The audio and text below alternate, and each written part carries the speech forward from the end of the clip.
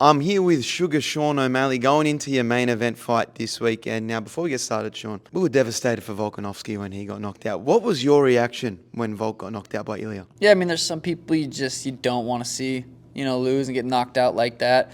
Volk's one of them, just a good dude. Yeah, it is what it is. It's fighting, but yeah, it was sad. If you were Volkanovski right now, what would be next? I think just taking a good amount of time off and let that fire light up under you again, but it's hard to say. You don't know what he's going through, or if he could be ready to go right now. I don't know. Now you're looking to avenge that first loss to Cheeto Vera. Now, has anything changed in preparation from the first time you faced Cheeto? No, if it ain't broke, don't fix it. Freak accident, it happened. I was happy with how the fight was playing out. I've been on a tear since.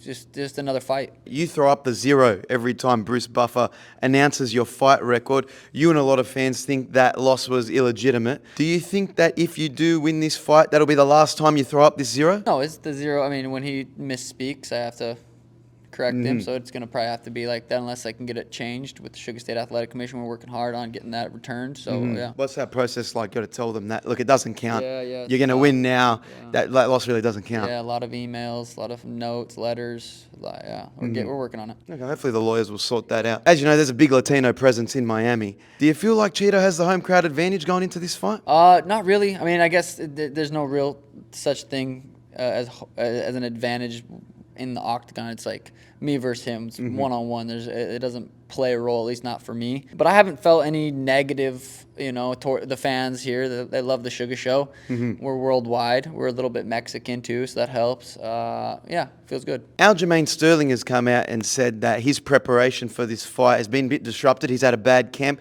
Does that factor in anything for you? No, I mean, I can't think like that. I got to expect the best Cheeto's going to be in there, whether he had a bad camp, good camp. I mean, I didn't necessarily have a great camp against Aljo. Went out there and knocked him out in the second round in Boston at UFC 292, if you remember that. Yep. Yeah. So, good camp, bad camp, I got to go out there and put his lights out. Speaking of Aljo, when you did put his lights out, he came out and said, and criticise your drawing power, criticise your drawing ability.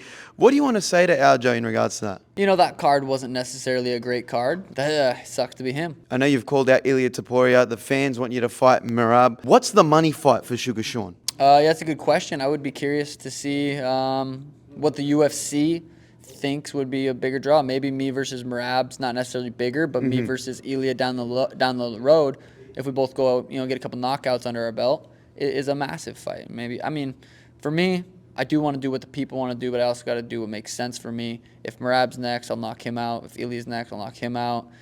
So to me, I got to get through Cheeto before any of this even is, talked about. Yeah, now, Tony Ferguson had David Goggins in his corner. Volk had Zuckerberg doing nothing in his corner. If you had to choose one celebrity, who would you want to walk out with you? I don't know. I guess I never thought about it. As long as my team's with me, it's all I really need. But just for shits and giggles, Dua Lipa would probably tell me some stuff. Yeah, Dua Lipa maybe doing the booty dance down the. That'd get you hyped. Yeah, that'd get me hard. Yeah. Hyped. Dua Lipa, if you're watching this, the open invitation out with Sugar Sean. Yeah. The BMF title is being defended on UFC 300. There's been a lot of criticism about that title. Do you think whoever holds that belt is the baddest motherfucker in the UFC? I mean, not necessarily. The baddest motherfucker is going to be a heavyweight champ. That's the baddest motherfucker. But it's hard, Max Holloway and Justin Gaethje, who better to fight for that? Those are two bad motherfuckers.